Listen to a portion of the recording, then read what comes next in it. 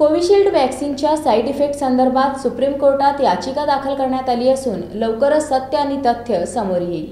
Covishield वॅक्सिनचे side effect प्रकरणी सर्वोच्च न्यायालयात याचिका दाखल करण्यात आली आहे। जगातील अनेक कंपन्यांनी कोविडची लस बनवली आहे। त्यापैकी एक कंपनी ॲस्ट्राझेनिका होती। तिनं कोविशिल्ड नावाची कोरोना लस तयार केली। तिच्याद्वारे बनवलेल्या लसीमुळे लोकांवर काही दुष्परिणाम होऊ शकतात, यामुळे रक्त गोठण्याची शक्यता असल्याचं कंपनीनं म्हटलं आहे। कोरोना साथीच्या काळात कोविशिल्ड लस घेतल्यानंतर गंभीर अपंगत्व आलेल्या किंवा मृत्यू झालेल्यांच्या नातलगांना नुकसान भरपाई देण्याचे निर्देश न्यायालयाने केंद्र सरकारला द्यावेत, अशी मागणीही याचिकेत करण्यात आली आहे।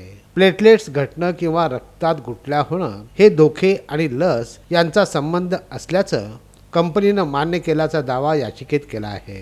भारतात या लसीची निर्मिती पुण्यातील सिरम इन्स्टिट्यूटने केली होती आणि तिच्या 175 कोटी मात्रा देण्यात आल्या होत्या, असं याचिकेत म्हटलं आहे।